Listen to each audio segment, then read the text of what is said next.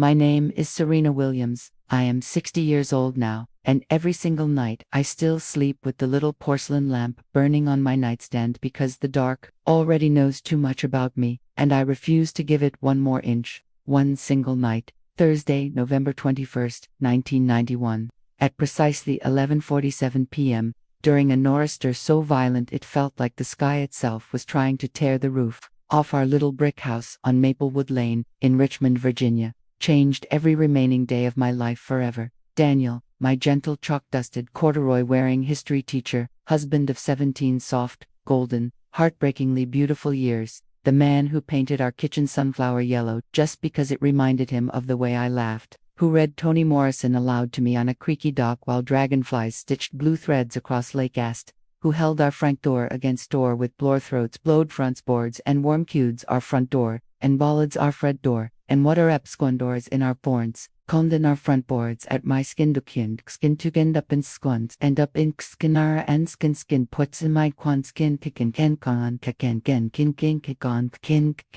kik. You see the game out with big ta cut bikima tifta mad to jota you at ma cause the back what ha man sa ask ma cause haka was some so you awake for you to see you escape from me this more than no because waters with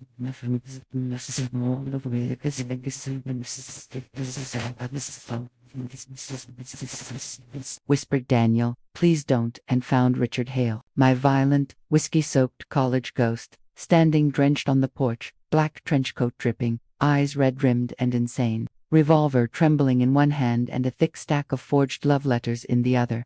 Letters written on my own violet-creamed stationery in my own looping cursive, letters filled with desperate, intimate lies I never wrote, never even dreamed, letters my beautiful, jealous, red-haired sister Elena had stolen from my desk drawer, had practiced copying my handwriting for months until it was perfect, had driven hundreds of miles on weekends wearing wigs and fake names to mail from distant post offices so the postmarks would look real, all because she could not forgive that Daniel chose plain, steady, bookish me instead of her wildfire beauty, and wanted, for once in her life, to be the sister somebody fought for, wanted to watch me finally break.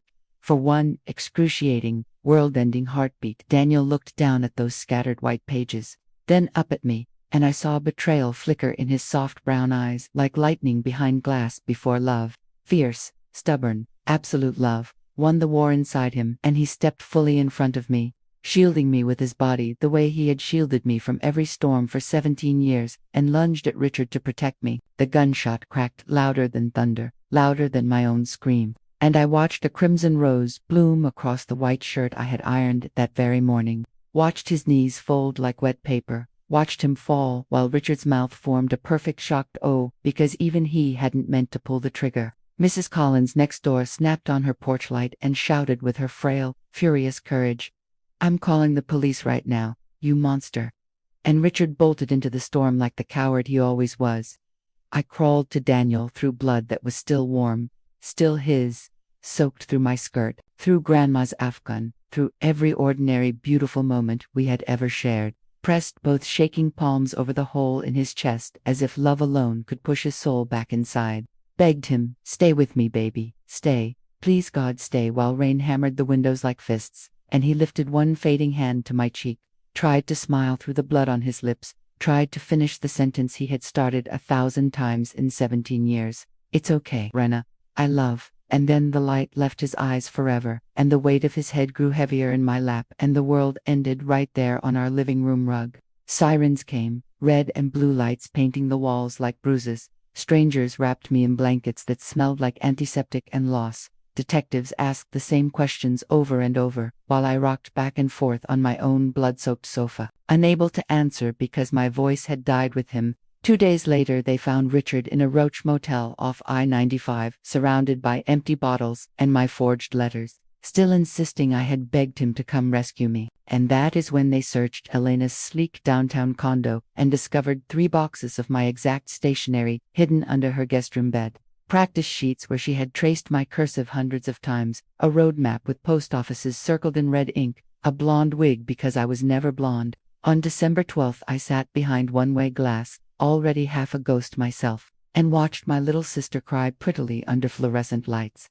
Watched her confess that she never meant for anyone to die, only wanted Daniel to leave me, wanted me to feel ugly and unwanted for once, wanted to be the sister somebody fought for. And when the prosecutor asked if she knew Richard Hale was dangerous, she looked straight through the glass at me and said, "I knew he was crazy about her. I was counting on it."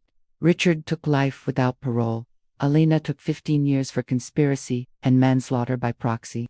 And I took the rest of my life sentence. 2 full years locked inside the house, wearing Daniel's sweaters until the elbows wore through, keeping the fireplace burning even in July, talking to his photograph on the mantel, and apologizing every single night for not physically blocking that door. Learning to breathe again only because Dr. Aaron Blake, a saint in wire-rimmed glasses, came 3 times a week for 6 straight years and never once looked at his watch while he taught me that guilt is a thief and surviving is not betrayal.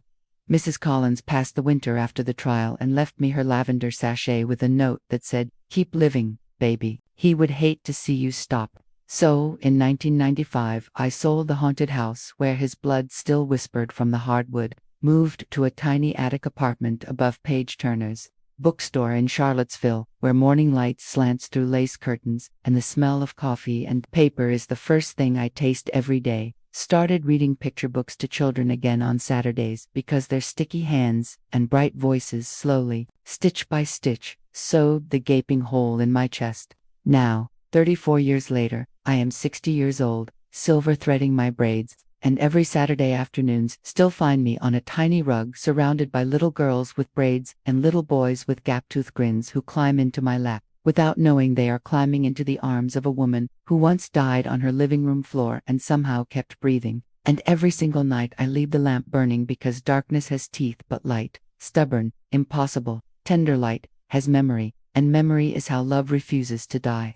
Jealousy is the slowest, most patient poison ever distilled. Some lies cost more than 15 years in a cell. Some lies cost a lifetime of waking at 2:17 a.m., reaching for a man who will never be there again.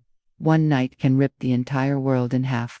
But even the deepest wounds can learn to carry light inside them, and so I, Serena Williams, still broken, still healing, still fiercely, impossibly loved by a good man who loved me even when he thought for one heartbeat that I had betrayed him, whisper into the quiet every single night the words he never got to finish. "I love you too. Baby, I always will. I'll be seeing you." And by the stubborn grace of God and the strength of the oaks we grew together, I keep getting up every morning to prove that love, even widowed, even wounded, even 34 years later, is still the strongest, most unbreakable thing in the universe.